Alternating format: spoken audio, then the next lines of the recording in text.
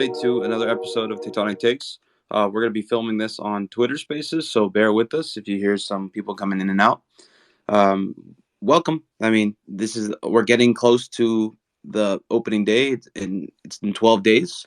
It's Valentine's Day, so maybe your Valentine's wishes come true today with new DP. But how you guys doing? Well, actually, let me introduce you guys because a lot of you guys maybe don't know who Jason is here. But Jason, what's up, man? You're from the First Touch podcast or the First Hey Touch man, space. You recently joined Tectonic Takes. What's up, man? How you doing? good. How about you, man? I'm excited to join Tectonic Takes. I usually made my name around the national team, but I'm also from the Bay Area, and I'm a big Earthquakes fan. Season Yep. ticket holder for the upcoming year. I'm excited to go. Looks like the team is growing, and yeah, excited to get the season started. Awesome. Yeah, we're excited to have you on board. Thank you for helping us with these Twitter spaces, and we're going to be doing them more normally. So I know we don't have anybody here right now, but if you guys hear this and want to join after the games, we're going to go ahead and do some after the games as well. Saz, what's up, man? Welcome again. Yeah, good to see you. Good as always.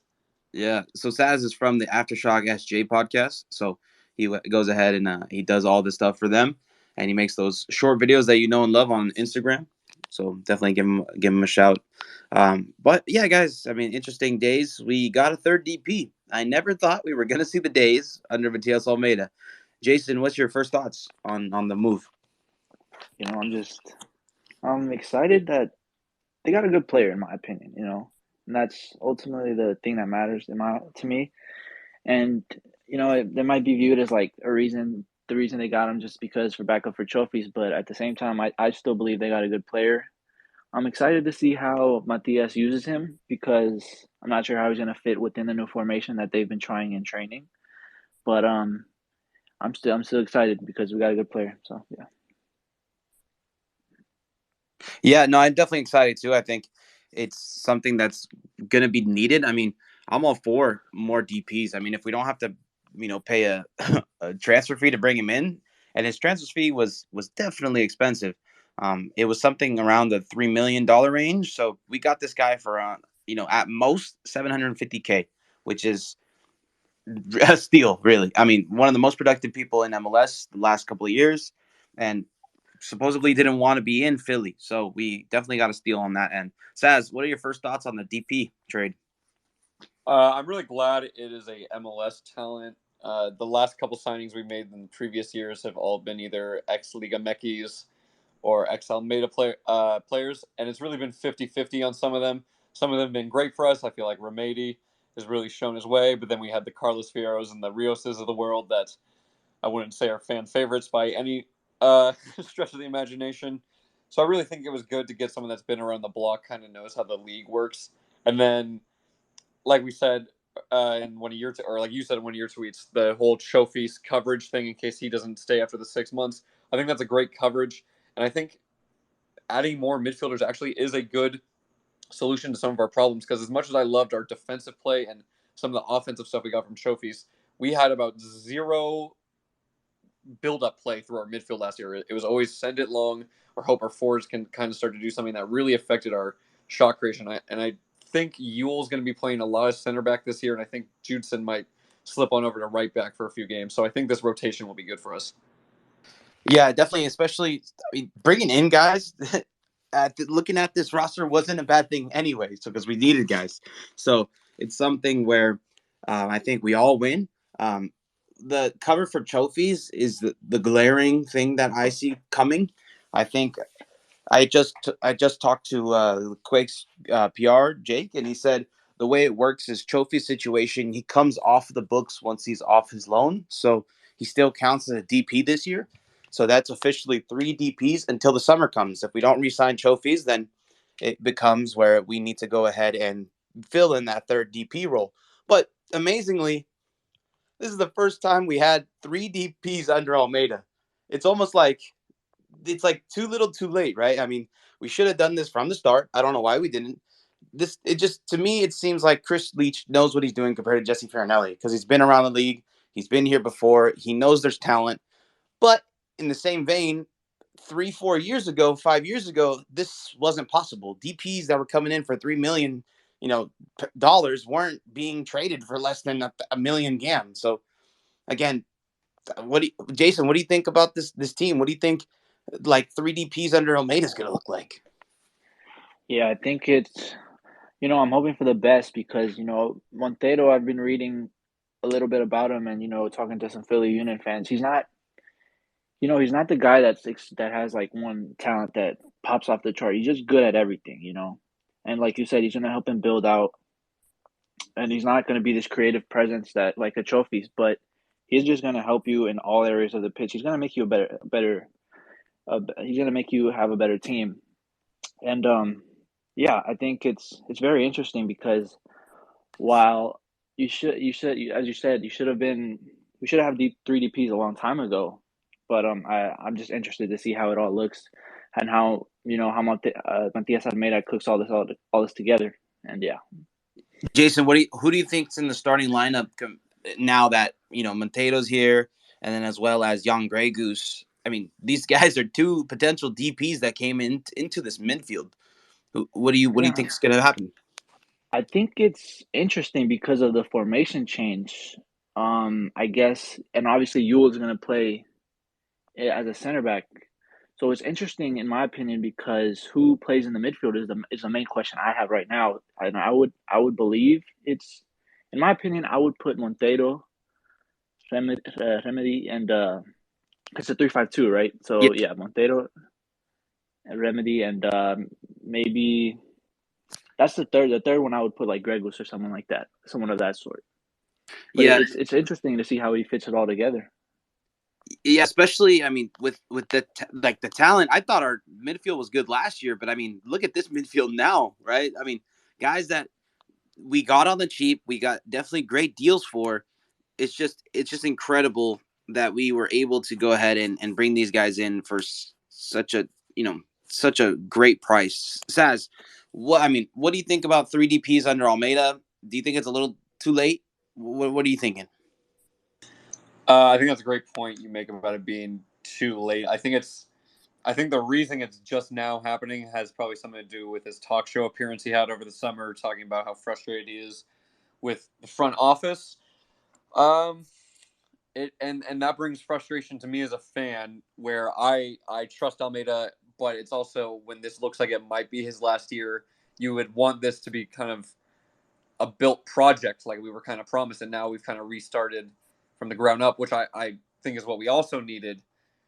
But it just keeps going back and forth with our emotions. And then I see the preseason scores, and given we're probably not trying the hardest and we probably don't have our best lineups out and we're just trying different things, but when I see we're playing like fourth division teams, like some semi-pro teams, and in the first half they're beating us, and it's much like the Oakland Roots game of last year that was one of the few televised or non-closed games. And I just see these teams, like, I don't want to say not getting destroyed, but not getting destroyed by us. It's frustrating to see.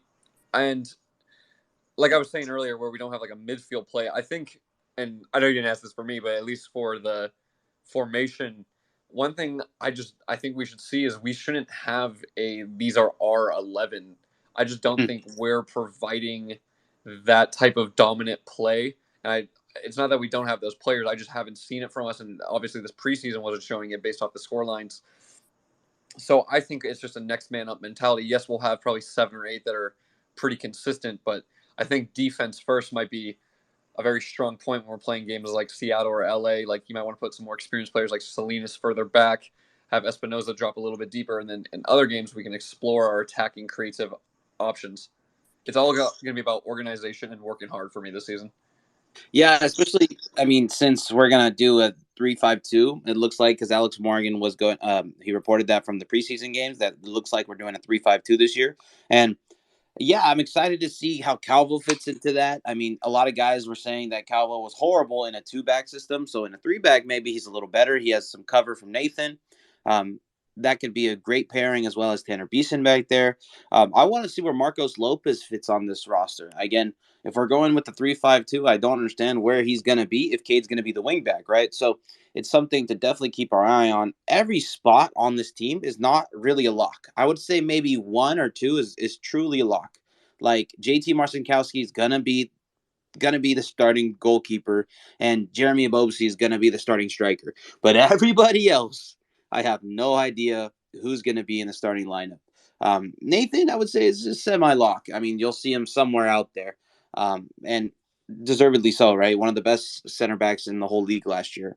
But yeah, I mean, Jason, I know you said you talked to a couple of Philly fans about Monteiro.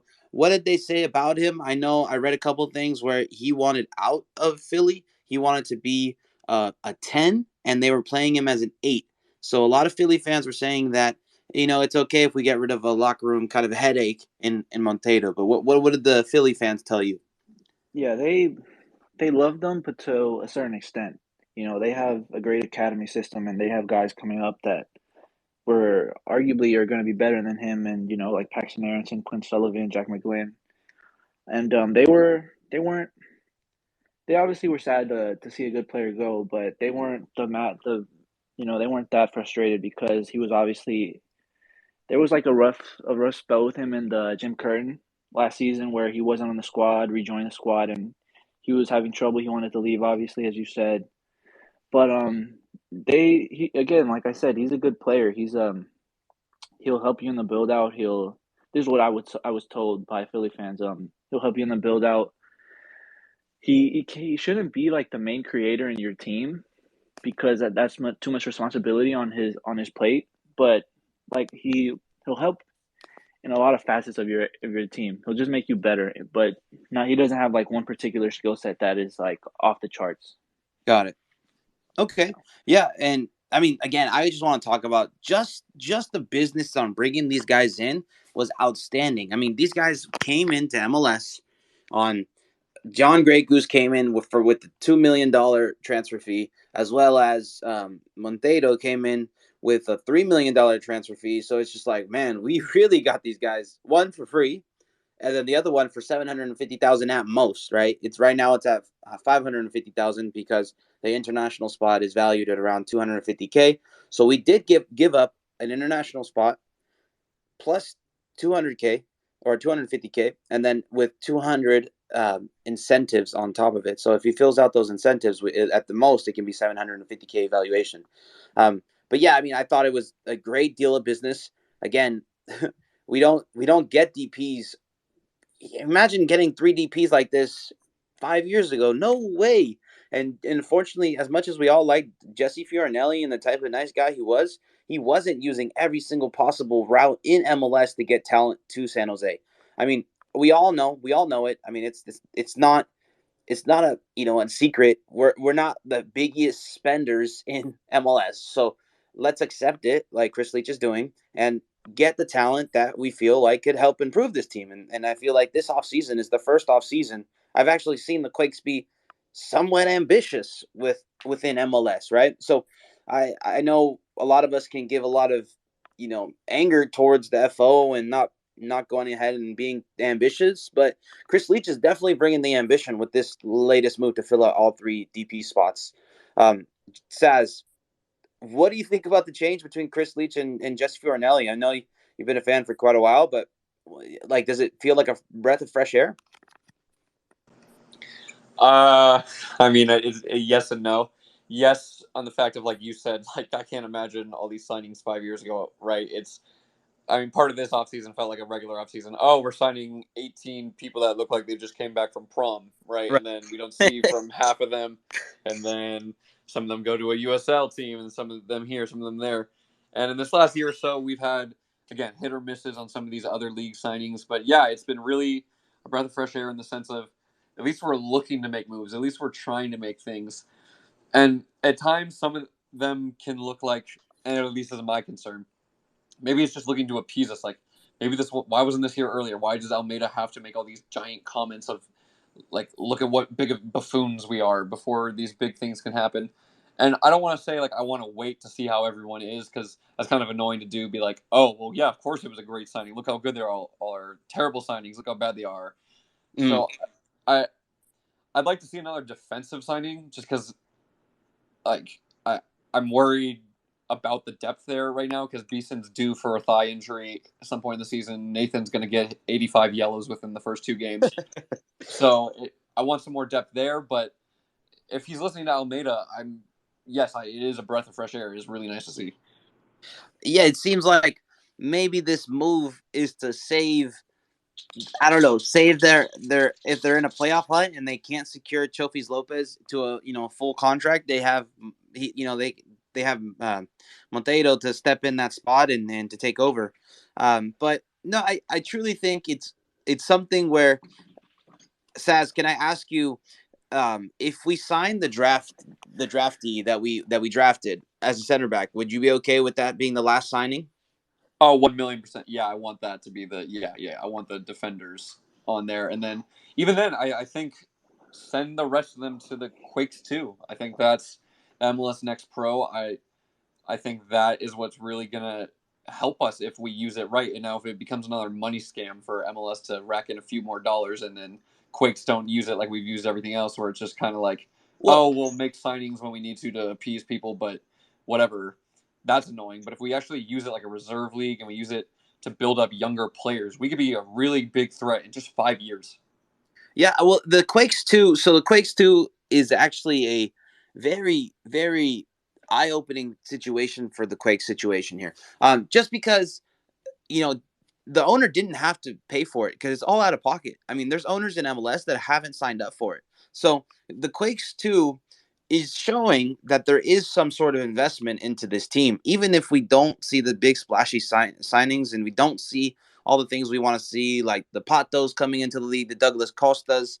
I mean, it's still showing some sort of investment, which is nice. I mean, I think all the guys, personally, this is what I truly think. I think all the guys that we've signed, like Nico and Buddha, those guys are all going to be first team guys. And then the second team guys are either going to be trialists or MLS guys, academy guys. It won't be the guys that we already announced, unless it's like coming back from an injury. Like, let's say Buddha, sprains his ankle and needs to get back up to, game time fitness. Jason, what do you think about Earthquakes 2? I know we haven't heard you from a little bit, but what do you think of Earthquakes 2? I'm a big fan of it because I think one of Earthquakes has one of the its academy system is growing and it's one of the best in the nation in my opinion. It has a bunch of kids that are around 15, 16, around that age right now, but in a couple years, with time in Quakes 2, time spent in MLS Next and them growing, slowly but surely, I think they could definitely present something to the first team with it with guys like Cruz Medina. Nico was signed this year, and Alejandro Cano is another one of my favorites in the academy system. I think there's a lot of potential within Quakes, and especially the academy system because they have some names and this is a big area for development and the youth, in my opinion, here in the Northern California. Yeah, They should especially if they get to train with the first team, right? Which the Earthquakes 2 will. So that's a big step up compared to what they used to have to do, right? Where they trained in Reno and the travel time and Almeida didn't want to send guys up there because it was too much of a hassle for them to come back down and be integrated with the real team. And it's really going to be good for this team. And it seems like it's just all coming a little too late. Like next year, Matias Almeida can qualify for the Liga MX's Nation League? Jason, if the Liga MX kind of tournament that they have with MLS. The name is escaping me, but Leagues Cup. Leagues Cup. That's right, Leagues Cup. So what if we qualify for the Leagues Cup and Matias Almeida isn't there to play against Chivas for the Earthquake? So it just seems super weird to me that we're doing all of this just a little too late. Saz, what do you think about the Earthquakes 2? And what do you think about this academy that's coming up? And I mean, what about Cade Cal getting his bag, right? What do you think about that? Cade Cal finally getting paid. It's nice to see that our guys are getting their money. I'm about to sound like the biggest hypocrite in the world because the last 7 times I've been on with you, I've been complaining about how the front office is just looking for money and not talent. So my answer is actually, if we're gonna have as much fun as it is to say, oh, Quakes this, Quakes that, if we're gonna have an honest conversation about the future of the Quakes and what the MLS isn't going to be competing with Barcelona anytime in the near future, and are going to be competing with all these big European teams. However, we have found in the recent years, especially, that there's an untapped gold mine here. We see players coming from here at 17, 16 and leaving and going, being world stars. Alphonso Davies, Brendan Aronson, all these big names coming from here. Ricardo Pepi just made a transfer move. So I think with MLS 2, we start there. You kind of integrate it into your academy. That way there's something to build up to. And you develop really good guys, because I'm going to get the numbers wrong here, but I think it's the U17 youth national team right now has 6 San Jose Earthquake products right now, which I think is the most of any MLS club. I could be getting that wrong, but it's at least in that ballpark, I know. And if you build those talents, we're not getting the big names. We aren't spending the money. We don't have the money, and I just don't think we have the attractions that New York, Chicago, Miami, and LA have. But if we build these big names like Seattle have, like Sporting Kansas have, and we just build these big squads of products, people are going to either want to come to that, or we become the gold mine where European teams are like, oh, that's San Jose squad. They always got a good kid coming here once or twice, and we could ship off the Cade Cows. We could ship off whoever is coming through, Buddha, some Nico. of the others. Yeah, exactly. And yes, I want to keep on to them, and yes, I want to play them. But if we're selling them and we're proven to be a good academy, just more people, it's going to bring in more people to want to come and play for our academy versus the LA academies versus the other ones, and we're going to get a bunch of homegrowns, which will save us money, and then we can spend on other players, and it's just going to create a good squad all around. It's going to create good options, but we have to create a good home base first, and I think that's what's really good about the MLS too for us if we use it right. Yeah, if we use it correctly, it's definitely going to be able to get a lot of guys some minutes, guys that wouldn't really get minutes. I mean, the most important part is, for me, when you're a player, like, you get to play at the stadium, or at least be intertwined with the main team. So it's going to feel more connected. You're going to feel the message from the coach more. It's going to feel like you're actually a part of the team, which, it's going to make you feel like you don't need to go off and get a trial in Europe and sign for one of their teams as a walk-on. You can maybe stay in MLS, get a good contract, a homegrown contract, and then after 2 years of balling out like Cade Cal, you get paid, which is, honestly, it's a great message to all of the young players in this academy, and it's a great message to all the young players that are playing youth soccer. If you do your due diligence, you go ahead and play well, you will get paid by your MLS squad. I just hope Cade Cal didn't spend it all in one place yet. So, but good on him for getting that bag, and he deservingly so. But it's not going to be a big cap hit, because MLS also introduced the new a new kind of rule where it's like a DP under 22. So it's something where Cade Cal is only going to be 150K on the cap hit, and as well as Marcos Lopez, only a 200K cap hit, which was reported by Jamin Moore. And again, these guys are great guys, and we get to keep them around. The one that scares me a little bit is Marcos Lopez being on the last year of his deal. If he's not going to re-sign within the next 6 months, then we need to offload him before he's able for a free. Because if he's off for a free, that guy's not looking back. No way. There's no way that guy's balling out for Peru, and he's not going to go to a La Liga team in the mid-table. So it's just unfortunate if we can't get a transfer fee for him. But Jason, I have you here. What, I know this is an Earthquakes thing, but what new signing are you most worried for as an Earthquakes fan? I'm to be honest with you, I kind of most worried about Calvo, if that he might be Yeah. like the most known, but Calvo, he it's just I don't know how he's gonna fit with the team. That's just my question. In Chicago, I've heard that he wasn't as committed. When he was on, he was one of the best center backs in the league. But when he wasn't, he flopped majorly. Like, it looked like he didn't really care, and that's my fear with him in San Jose. It's a World Cup year, which he's gonna want to be on that team, and Costa Rica, and they're fighting for a spot to be in the World Cup. So he's probably gonna still give it his all for San Jose just to be in top tier form. But I still have my doubts about that signing, especially with the amount of money he's making. Yeah, and especially because he's I mean, I said the news and everybody was just like hurt, like clowning on him. So he definitely doesn't have the best reputation as a new Earthquake. But Jason, what about like in the league? So let's say like someone else that they brought into the league. Who do you think is going to cause the Quakes some problems? I don't know. I think Douglas Costa. I mean, he's not within the state of California. I like the Douglas Costa signing with LA Galaxy. Yeah. There's a lot of big signings that is probably a lot of big signings within the league. It felt like it was the best offseason as an entire league. Shaqiri, Insigne, Douglas Costa, like I previously said. There are a bunch of guys that Kaden Clark. I'm a big fan of Kaden Clark. We play him in the season opener. I feel that's a guy who I feel like we only face him once, I believe, but I feel like he can do some damage to the Quakes. Mm. Yeah, guys like that. Yeah, I was actually shocked about that Kaden Clark transfer back into the league because they gave up. Yeah, so let me put this into perspective, guys. They gave up almost the same amount as we did to bring in Monteiro to this team. So they paid $575,000 to bring Kaden Clark back to Red Bulls. We got this brand new player for almost the same price. So again, this business that Chris Leach did was insane. I mean, I like even Philly fans were like, dude, like what's going on? Like, why is this guy sold? Why does this guy sell for so cheap? Saz, what about you, man? What intra-league signing are you most worried about as a Quakes fan, or which are you most excited about?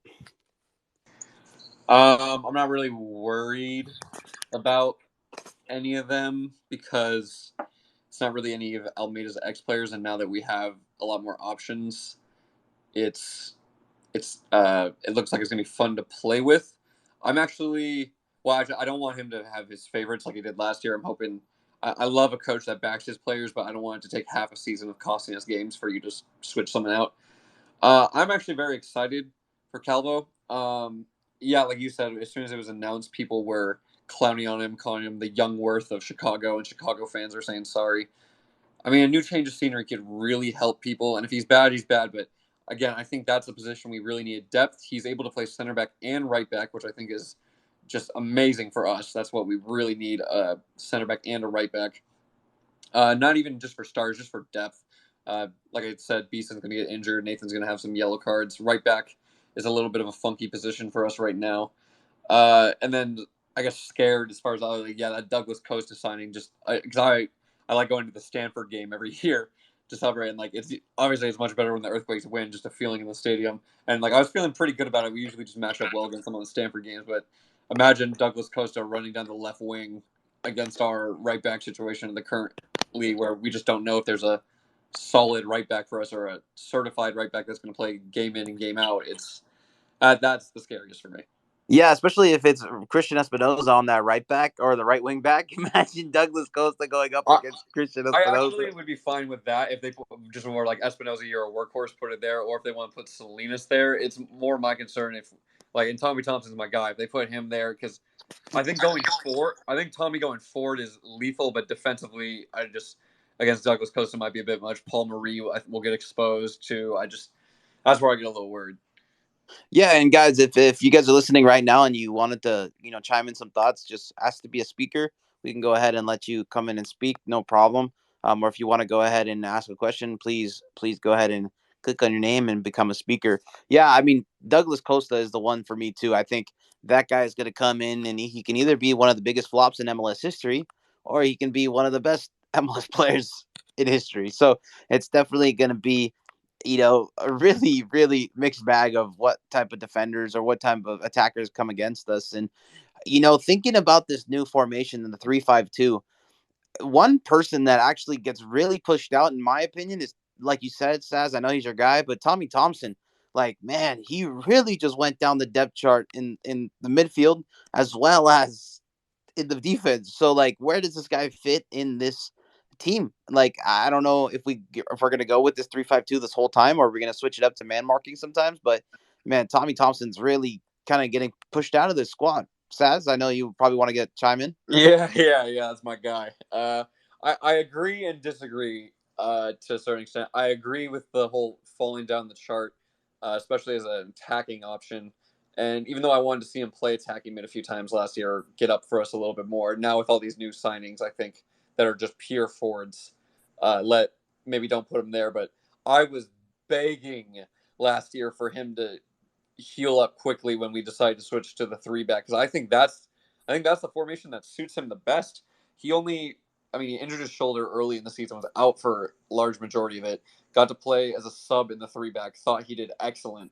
Then he had the thigh injury that took him out for another month and a half. So we didn't really get to see much of Tommy Thompson. But I think in this 3-back formation, if it's not a game where we're looking to be super defensive or pure attack, where it's either Salinas on the right because we want the defense, or super forward pressing so we want Espinoza, I think Tommy Thompson is going to light people up on that right side, because that way he doesn't have to be the main defender and get exposed, but doesn't have to super commit to forward. He gets to be creative and attack for us.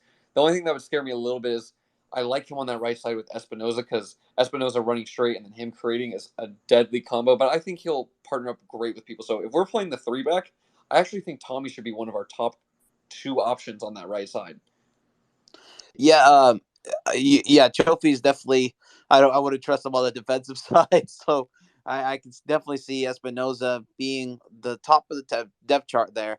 And then, yeah, you're right. Tommy Thompson maybe being second, or Paul Marie being second there. It truly depends on what Matias Almeida is going to go with.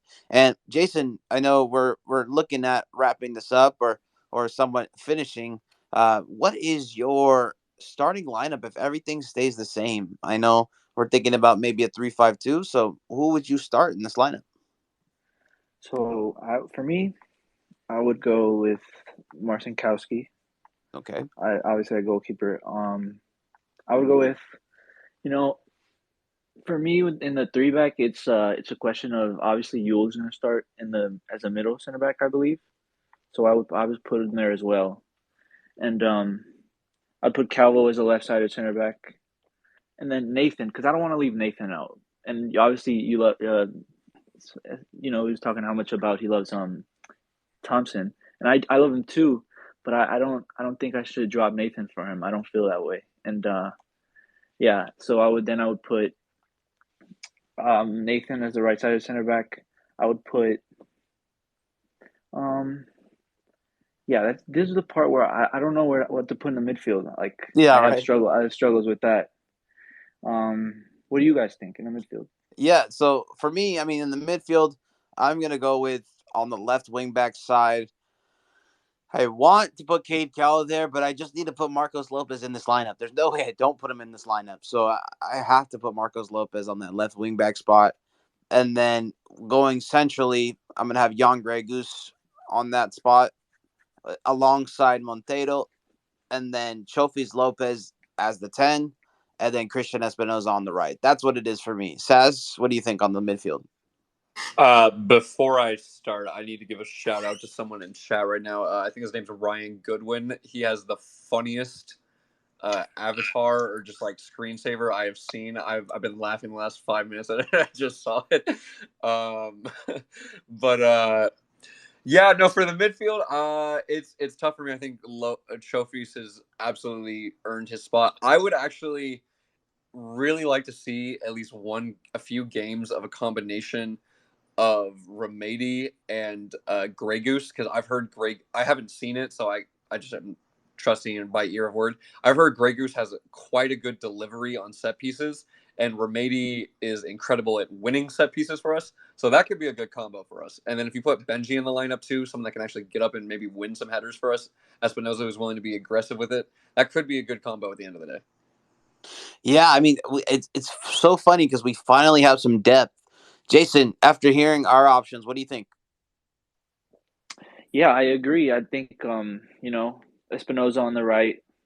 I think I'd love to see Cowell in the top as one of those top 2 strikers. So I don't think I don't think the fit at left wing back is as bad as it first, like when you first think about it, but I still love to see him as one of those top 2 strikers. And that would I don't feel comfortable with dropping Lopez as well.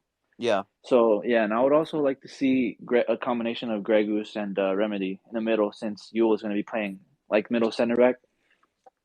So, and then either Chofis or Monteiro as a 10, which it's a toss up for me. It doesn't really matter with who. Do you guys think because Monteiro wanted out of Philly because he wasn't playing the 10 role, you think that if we're not going to start him, you think he's going to be bad? So definitely, I think he has to be in the lineup because he's our DP, right? We can't have. I mean, actually, we could have a DP come off the bench if he comes in that cheap because the guy came in very cheap. So it's. I guess the guy's cheaper than Carlos Fierro, and he's like 5 times more productive. So it's definitely something where if he is off the bench, man, that's a great bench piece to have. And Benji Kikonovich is another person we are all forgetting about because it's like, man, he had such a great season, but it's like Cade Cowell, Benji Kikonovich, and Jeremy Bobsey, all three of them fighting for 2 spots, and you truly want all three of them up there. But if it's like if it's the 3-5-2, like where they're saying, it's gonna be tough to kind of put all three of them up there. I would one day like to see kind of like a trident of Benji Kikonovich, Jeremy Bobsey and Cade Cowell. I think that would be an awesome kind of three up top. But who do you guys have as starting strikers? I know Jason, we haven't got there, but I think you kind of said Cade Cowell a little bit. So Cade Cowell and Jeremy Bobsey for you? Yeah, yeah. Yeah. Yeah, I mean, I think a lot of fans are feeling that way. Saz, what do you think for the striker position? It's just for me. I can't not have Benji in there. I went to almost every single home game last year, and I'd say after the before if we're just talking last season and we're looking at All-Star break before, Cade Cowell needs to be in the starting lineup 10 out of 10 games. If we're talking All-Star break and after, it's not that I saw a regression of Cade Cowell, but it was, let me just run long. Let me not use my left foot. Let me do this. Let me do that.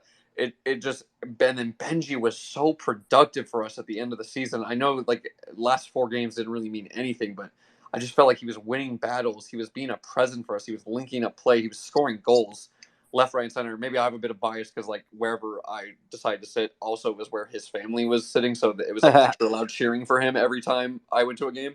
But it was, yeah, I think Benji was just so prevalent for us. And the other one, it's.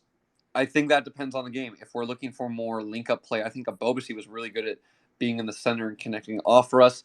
If we're looking for more run and gun, I think that's Espinoza. I think he would do really well at striker for us if we're just playing over the top balls. Him one-on-one is one of the best players in the league during the MLS's back tournament. That's why we did so well, is because we were getting him in those one-on-one situations. And I like Cade coming in off the wing more than I do at striker. Mm. So that'd be my little tier list for that. So what do you guys have then? I mean, I guess it's gonna be tough, guys. If you guys are joining now, feel free to ask to speak. If you want to chime in or go ahead and ask a question, please feel free to give your opinion. This is kind of like this open forum we're doing nowadays. So please, again, yeah. I mean, this depth chart's going to be so weird because we all knew that Benji Kikonovich had Matias Almeida's trust, and he trusted him to go ahead and get the goals. And Benji Kikonovich found ways to get goals in that you wouldn't have thought would have gone in. It's like, man, Andy Rios could have put a goal in like that many times, but he just never did. And Benji found a way to get the ball in the back of the net. We have Jay in here. I know Jay is our LA Galaxy insider at Area Sports Network, and I wanted to see if you wanted to talk a little bit about Douglas Costa and how he feels about him, because again, I know the Galaxy is our enemy, but we should definitely know about their possibly new best player coming in. But yeah, I feel like this depth chart is something where it's really up in the air.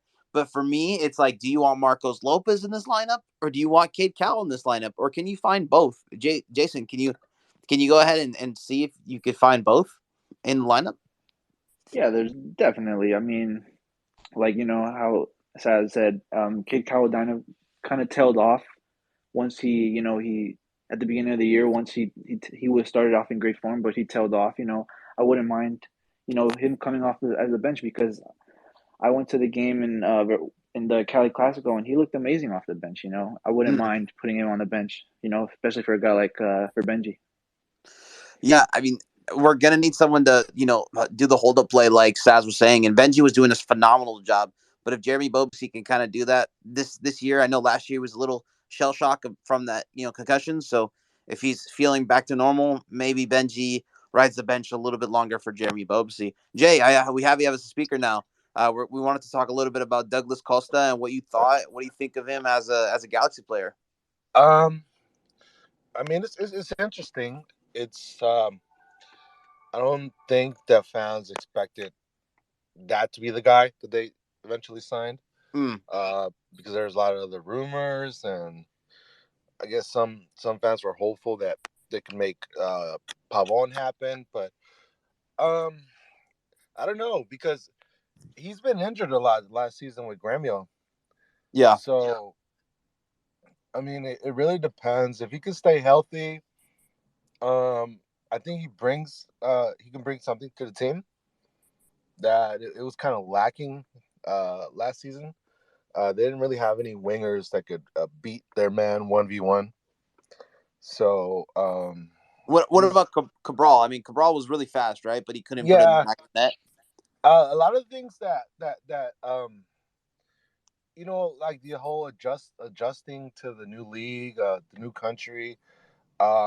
He's still a young kid too, so like his body's still maturing, his body's still growing. So I mean, from what Greg Vanny says, he's gotten a lot stronger this season. Um, he's looks faster to him. He Mm. feels more comfortable with the team. Um, it's kind of hard for a kid if you sign a DP contract and you're thrown into the wolves, like they say, and you don't live up to your contract, which they paid pretty good decent amount of money for him. I think it was like close to 6 million. Oh wow. Yeah. So I mean, people expected him to be like a game changer, Right. and it's kind of hard for kids to come and just do that right off the bat.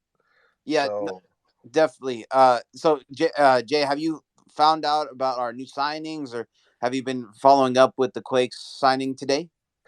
no, that's why I tuned in to see what you guys got going on over there. No worries, no worries. Yeah, so I was gonna ask maybe what's the kind of the sentiment around the Galaxy camp about Monteiro coming into the Quakes. I mean to be honest, like I didn't really know too much about him. I find myself as a big MLS fan, and um, Yeah, it's yeah, kind of like that unspoken hero in Philly, just kind of not getting the praise. I mean, you saw Aronson get the praise, you saw Jack McGlynn get the praise, but you yeah. never heard too much about Monteiro. So, was there anything about like, oh snap, they got Monteiro, or nothing that you saw? Not that I saw. Like I think the Galaxy fans are so like concerned with our own team right now because it's Mm, like the seasons that they've had. I mean, they've looked good in preseason, but I don't know what you can take from that. It's preseason. right. Yeah, it's mostly just like a wait and see kind of feeling with the team and like the season as a whole. Perfect. I appreciate you coming on, Jay, and giving us a little bit of insight of the Galaxy. Thank you. No problem, bro. All right. So yeah, guys. Again, if you guys want to ask and chime in, please feel free to speak. Ask to speak, and we can definitely let you speak. Jason, Saz, anything you want to get off your chest about this season? Anything that you feel like needs to be talked about? We'll start with Jason. At this point, I'm just ready to get the game started. Man. Yeah. I'm just excited to see how this team looks with the 3DPs, and just ready to get it rolling. Yeah, I mean, definitely, it's going to be an exciting season. We finally have 3DPs, guys. I mean, it's something that to be excited about. And I know Matias Almeida might have one foot out the door, or it seems like that way. But at the end of the day, we still have him for this year. I mean, the Quakes ownership is not going to fire him because he has too much of an expensive contract, and he's not going to leave because he's not probably going to get the best offers right now. So it's in everybody's best case that they do well this season. So it's really a one way street to the MLS Cup, or we crash and burn off the road. Saz, do you have anything you want to get off your chest and talk about this team, or any concerns? Or I know you talked a little bit about the right back or a center back that you want to go ahead and bring in, but what would you say is your tectonic take of this year, or what do you think is going to happen? Yeah, I got a few. I guess I'll make quick points of things I want to get off my chest. The number one thing that's bugging me: anyone who's been to the stadium on the standing room section, where right next to the bar, if the earthquakes decide that they want to make that, like, there's like three sections to that. the far right is for like the drum line where like it's like the like other side of the ultras. Like those guys are sick. And then it's like all the peasants, aka me and my friends, that pay like $5 for tickets. We all stand there. It's really annoying when they block off that section for VIPs, and instead of letting 55 people stand in one area, they have 3 seats for people. So if they could Oh not do yeah. that, that would be great. Anyone in here that has a question, I'm gonna give myself a little self promo right now. If anyone in here has a question and they were too just nervous to talk or didn't really know how to formulate it yet, you can go to Aftershock SJ on social media. We answer fan questions on each podcast, and we make a little post about it where you can leave them if you want to leave anything there. And then also at game days, if you ever see me, this is my little icon. This is what I look like. I have blonde hair now. I'll be doing pre-game interviews as well if anyone wants to be interviewed on what they think for the game. Yeah, definitely go check out Saz. He'll be asking, like kind of like fan TV, right? So like San Jose fan TV, something that Saz is going to be doing. Yeah. So definitely, there's a lot to be excited about this season, guys. I think I don't know, but I still think there's 1 or 2 moves that are going to come in. I have a feeling where we're going to need to get something in with that back line, and guys, we are getting better. Like this roster is looking more full, but at the same time, we got teams bringing Douglas Costa and Insigne. So as the Earthquakes are getting better, the whole league is getting better. So we have to kind of take everything with a grain of salt. Yeah, we have 3 DPs, and Colorado made the Western Conference semifinals without a DP.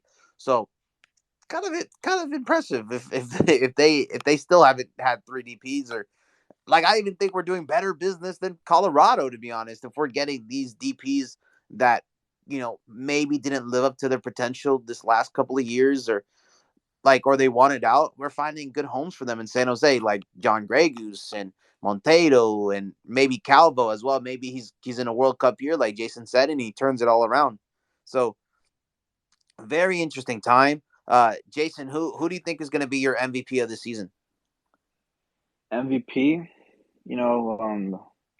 I'm just gonna go and say Montero because I've been I've been brought in with what some of the Philly fans and what they've been telling me. So I'm just gonna say Montero and go bold. Yeah, that's pretty interesting. I mean, he definitely has something to prove. He has something that he's a superstar in this league, and he believes that. And we felt like Philly fans were saying that he wasn't really appreciated. They found his burner. I don't know if you guys saw that, but they were finding Montero's burner, and they kind of, I don't know. I felt like the burner was like very kind of like self-aware, or at least like very snappy. So the locker room headache does kind of seem like it could be him. But Saz, who do you think your MVP of the season for the Quakes will be? Well, we don't figure out the defense, potentially JT. Um, but I would absolutely love for it to be a Ford.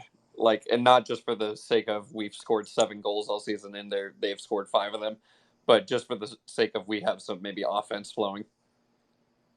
Yeah, I think it's going to be interesting. I feel like for me, I think the MVP of this season could be Cade Cowell. I think since he got that new money, he's going to want to make a statement in this league. I feel like he's going to want to go to Europe. I think seeing all the guys leave this year maybe makes him try even harder to be something bigger than he was last year. So we could definitely see Cade Cowell being the MVP of this season. Who do you think scores the most goals, Jason? Who do you think has the highest goal tally without Wando this year? We're going to need that big goal scorer. So who do you think that's going to be? I would hope it's a Bobasi, but yeah, I want it to be a Bobasi, but we'll see. I think Kikonovich, as you said previously, he's gonna hopefully he has a big year, but I'm just gonna go with the Bobasi for now. Perfect. And Saz, who do you think is going to have the highest goal total? It's so hard to tell before the season because like I don't know who's going to be blackballed this year and who's going to be a darling angel in the lineup. But I'm going to go. We all know Hodge is going to stay in the doghouse, probably. Yeah, for real, guy. Yeah, we didn't even talk about him today. Yeah, no, I'm a big Haji fan too. But yeah, I'm gonna go with Big Benj. Cool, Cade's Benji. close All second right, though. I Yeah, like Cade's a that. close second and Shofis is a close third, but I'm gonna go with Big Benj. I like that. I like that. So, hey, what's up, Eli? Come on in, and what do you have to say? What do you have to get off your chest? I know maybe you wanted to speak about something. Please go ahead and feel free, Eli. Hey guys, just a question for you. I know we're all expecting, Chelsea's probably not coming back after the summer transfer, or like him not coming back from his loan. And what Yeah. would he have to do, in your guys' opinion, for like, basically to force the Quakes' hand to try and sign him, or you think that's like not going to happen at all? Yeah, great question. Actually, that's awesome. Thank you, Eli. Yeah, personally, this is going to be kind of unorthodox, but I think he has to convince Almeida to stay, or he has to get Chris Leach to like Almeida enough where I think they're a package deal. I truly think no matter how many goals Chofis Lopez puts in, it's going to be like, oh, it's because of Matias Almeida was here. So do we really trust him if Matias Almeida is gone? Jason, Saz, do you have anything you want to say about that? I 100% agree with what you say, and I've actually kind of had this theory for a while. I have a feeling we're gonna, unless he really bums up the first half of the season, I really think we're offloading like about 4 or 5 of the kids to MLS 2, and maybe one person gets a contract renegotiation, and we're buying trophies. Yeah, I don't know. I truly don't think. I mean, let's say he gets in the first 5 games, he gets 7 goals and 4 assists. Wow, it's going to be tough to not bring him in. I mean, again, even without Matias Almeida, this is a guy who likes San Jose. He wants to be here. This is kind of like a new look trophies, a new opportunity for him. So I feel like it's going to be tough not to bring him back at that point. Again, this is a player that had 13 goals in his first season in MLS, and that's hard to do, especially in your first season. So this guy is a superstar. It's just unfortunate that we're turning a new page with this regime, and he might be a part of the old regime. Before we go to Jason, Eli, since you asked the question, do you actually have something that you feel like would happen, or do you feel like what would it take? I don't know. I feel like they're not mutually exclusive. Like I think, just following him, during the off season, on his Instagram or whatever, he seems like he's way more disciplined. Like I don't think he's. I don't think he needs Matias to kick him in the butt every day for him to be motivated. You know what I'm saying?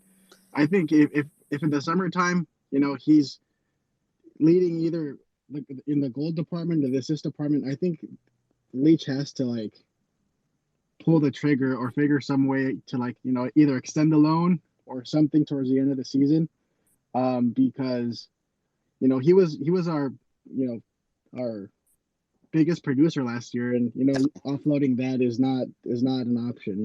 We're already we have we're too deep at each position, but to lose our biggest producer is not ideal. No, I definitely agree with that. Yeah, he was our biggest producer, and yeah, you know what? You're right. He's not the Chofis Lopez of old, right? This is a more mature Chofis Lopez where he's not going to need Matias Almeida to kind of kick him in the butt. But I know his loan is up with 6 months in 6 months, but his contract at Chivas is up in a year or in 6 months after that. So he technically will have to go back. He can't just sign on a free right now and then come back in 6 months. That's out of the cards. So, but Chivas also said that he's never going to wear a Chivas kit again. So they're going to be looking to get that quick cash from a Monterrey or a Club America or Tigres or some big Liga MX club that wants to pay his transfer fee. And the transfer fee that was rumored before was something where it was going to be around that 3 million kind of transfer fee. So we're looking at the same transfer fee that Philly paid for Monteiro. And honestly, their numbers. I know Chofis had a better first year in the goal production category, but I mean we're looking at similar players in terms of all production, right? Like goals and assists. So let's see how they work together, or let's see which one kind of pulls ahead. But thank you for the question. That was actually an awesome question. Jose, you asked to speak real quickly. Do you have a question for us, or do you have a comment? It's just a comment. Yeah. So go ahead. I don't know if I would keep Chofis without Matias, because I'm a Chivas fan. So born and Yeah. raised, seen him perform with Matias and without Matias. It was a huge night and day. So he's one of those guys where no Chivas fan is wanting him back anytime soon. He has the talent, which makes it even more frustrating that he sometimes lacks motivation and just doesn't do anything. And Matias seems to be the one guy that can get performances out of him. Yeah, I've never heard of a kind of a situation like this where, like in basketball, Mike D'Antoni only works with James Harden. Like it's just kind of such a crazy idea to think about where Chofis Lopez really only wants to play for this guy named Matias Almeida. Like this, if Chofis balls out, maybe we got to think about bringing Matias Almeida back. I know a lot of people don't want him back, but maybe this Chris Leach, Matias Almeida partnership works better than we all think. Maybe it works better without bringing in Matias Almeida's older guys or the Frieros and the Rioses, and maybe the talent in MLS is used to the travel already and playing on the Wednesdays. So maybe, who knows, right? Like, this is such a question mark season. Thank you, Jose, for bringing up that comment. If anybody else has anything to say, please feel free to speak. And I know we brought up Will. Will, what's up, man? Will was one of our original hosts on Teutonic Takes, and maybe he has a couple of things to say about the season. If you want to go ahead and talk, please go ahead and talk. Will, are you there? No, all right, good. No, all good, all good. So yeah, guys, thank you for your comments, and Eli and Jose. Chofis Lopez is going to be a fun thing to watch this season. That's for sure. We don't know what's going to happen with him. We don't know if he's going to stay, or we don't even know if he's going to score the same production, right, or score the same type of goals. So definitely something to keep an eye on. Anybody else have a last question before we wrap this up, or we want to go ahead and say any last thoughts about the offseason? Do we need any kind of players to come in? Any last second DPs? Jose, you there? I have a question about. So, what do you do with the midfield now with Montero? So, Yeah, where do you fit Chofis?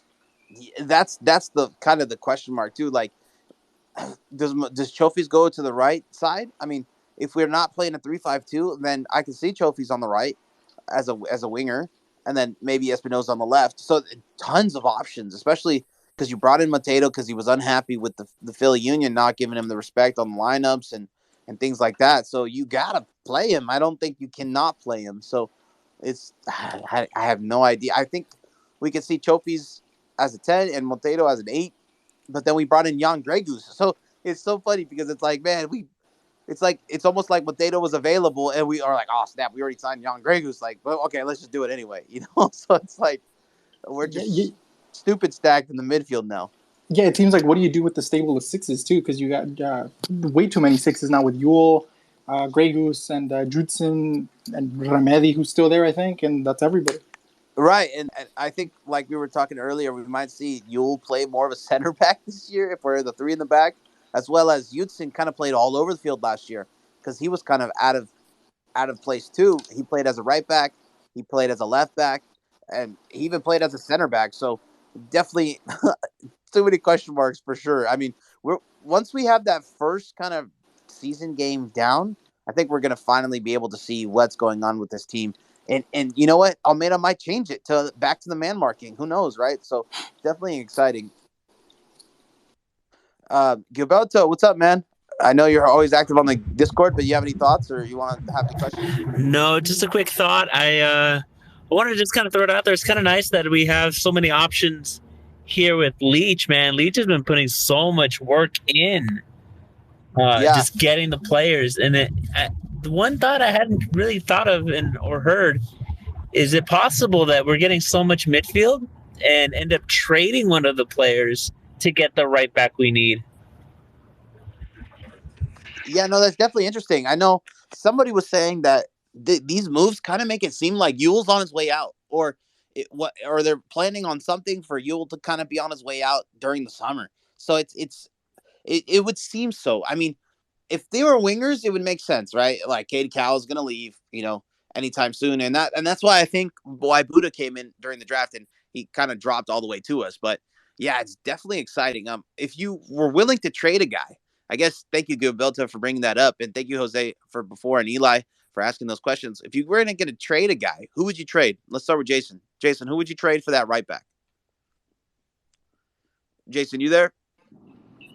Out of one of the players we have right now? Yeah, one of the players we have right now.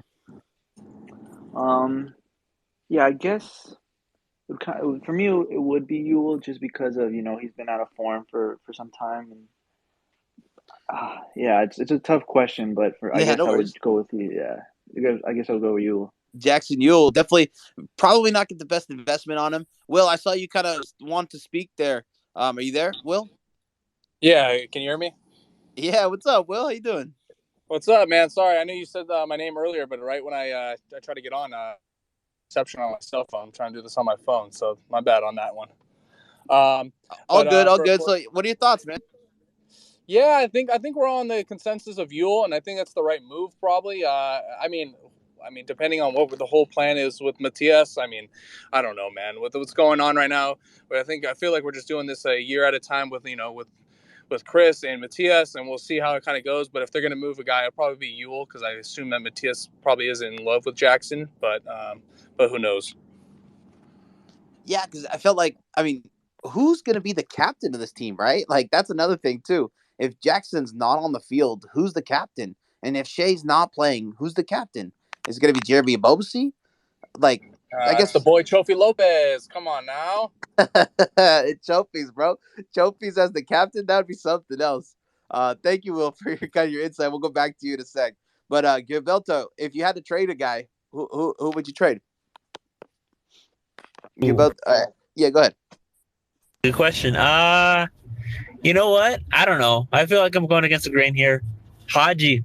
I feel like he's the one who's got the most upside, and I feel like a lot of people might be willing to trade a player who, like maybe a right back was like, oh, okay, maybe they're out of favor with us. Yeah, okay, that's a favorable trade. But I'd hate it though. So I really want to see him play for the Quakes. Yeah, that would be a bummer. But look, you guys are all going to hate me. This one's going to hurt me too. But I feel like we could get the most value possibly for Benji Kikonovich right now. I think teams like a Sporting Kansas City would just probably chomp at the bit to bring in a guy like Benji Kikonovich right now, since Polito went down. But I feel like we could easily get the highest trade value for Benji Kikonovich right now. Anybody have a comment on that? Is that too much of a big take? What do you guys think of Haji or Benji leaving? As far as Benji goes, I feel like that would be a lot, because we've talked about how much we've been needing, a striker, a real goal scorer, and to give away a young striker like that to fill in, for obviously Wondolowski and what the future is. I don't know if we're all in love with Abobasi, but at the same time giving away the youth for a right back position where we probably could get it if we spent a little more money. The fact that we're thinking about trading a player just because we're not trying to put money into it, but that's what I think. All right, and Saz, what do you think? I think there's something in that Japan water you need to go get checked. Yeah. If we're looking for a quick fix, I'm fine with selling some of the big players we listed, like Benji, Cade, or Yule, if they're going to European clubs and it's growing them. But it would feel like really dirty to me if we just sent them to another MLS team for another MLS player some money. I'm sure there's got to be someone in the academy we can get in the next year or two that might be a product. Maybe another Nick Lima, or just another sign and trade, or maybe some of these midfield. I'm on that. I agree that right back is maybe our weakest position, even though we have a lot of options. But I just feel like we have enough to slot in there right now that I just don't want to really tamper with it. But if I have to trade someone, it's going to be anyone like Montenegro, or just anyone who's going to be a problem in the locker room. Like anyone who's been annoying or just causing up problems, send them away. I don't want that. I'd rather be losing and have that than been doing a little bit better and have all those problems. But we just brought in Monteiro. We can't get rid of him. It's the long game. It's the long game, All right. Eli, Jose, what do you guys think? If you had to trade a San Jose Earthquakes player, who would you guys trade? If you guys want to say anything, feel free. So I'd be looking to offload probably one of the sixes, either Judson or Remedy, because I think they're both fairly up there in age, and you can probably get something for them within the league, especially a guy like Remedy who was a part of a cup-winning team. Yeah. Thinking about the season that Remedy had last year, for sure you can get something for him, especially probably more than what you paid for him, right? I know we paid him on the real cheap. That's actually a great suggestion. Eli, what do you think? If you had to trade a San Jose Earthquakes player, what player are you trading? It'd be you. Um, Jackson Ewell? yeah. He kind of fell off when he went to the camp last year. And he Yeah. hasn't kind of regained his form. His passing's not been the best. He's supposed to be that Regista type player, but he tried to hit the diagonal balls, and it just kind of seemed like he lost all of that. And he's a USM, like a fringe or a borderline USMNT player. So I think we can get some cash for him, and we're stacked in the midfield at this point. So why not get rid of him? Yeah, definitely. You could get some good cash for him. All right, thank you, Eli, and thank you, Jose, for kind of your takes there. Before we wrap this up, feel free to, if you guys want to ask a question, go ahead and ask to speak, and we can definitely get some more questions in. But if not, we'll go ahead and wrap this up. And yeah, I mean, I want to wrap this up with predictions on the season. Where do you guys think we're gonna kind of end at? What position in the league you think we're going to finish at? Jason, go ahead and go first. Where do you think we're going to end in the standings? The optimistic in me hopes that we're fighting for a playoff spot, and I think we'll be fighting for those. But I think we'll end just outside of it, just outside of the playoff race. Perfect. Saz, what do you think? Yeah, you've sent me a DM on this, and even though this isn't going to sound like an answer, I think this is really going to be telling of our season. For my mental health, I'm just going to be taking it a game at a time. Perfect. Okay, no problem. And Eli, since you're up here, what do you think our prediction for the season is going to be? I'm an optimist, bro. So I think we're going to get one of the last playoff spaces. Okay, like the 8th seed. Yeah, not a little bit higher than that. Like a 5th seed. Yeah, around there. I think if our midfield can work and do what it's batting to do, I think we can ball out this year. Yeah, I agree with Eli there. I think because of this Monteiro kind of signing and the third DP coming finally in, I think there's some optimism here. We could definitely be optimistic about this team this year. Personally, I think this team lines up better than it did last year on paper. I know there was a lot of question marks coming into the season, like the Carlos Fierro and Andy Rios, and we still have some question marks, John Grey Goose and these new guys, and we'll see if that works. But I agree with Eli. I think we can land into a 5th playoff spot with this lineup, and if we definitely get a right back, who knows, right? Who knows what we can do? I think Matias Almeida is going to ball out because this is last year, and he's playing for that next contract. Another thing we didn't really talk about, and I know Jason has been on the First Touch podcast or First Touch Space, and they've talked a little bit about this, but Matias Almeida may not stay the whole year if, let's say, Tata Martino gets fired from Mexico. I know a lot of the guys in the First Touch don't like it because the Selección Mexicana didn't like Matias Almeida, but who knows? They might be desperate to bring in a guy that's available, and Matias Almeida is good in cup formats. So definitely something to keep an eye on too. How good Mexico does with their coaching situation may affect the Quakes in some sort of way. But guys, thank you so much for listening to our Tectonic Takes space, and we appreciate you guys, with all the questions. Thank you, Eli. Thank you, Jose, and thank you, Gilberto, and everybody for listening today. There's going to be a recording of this, so if you want to listen to it, please feel free. And that's it for me, guys. And all I have to say is go Quakes.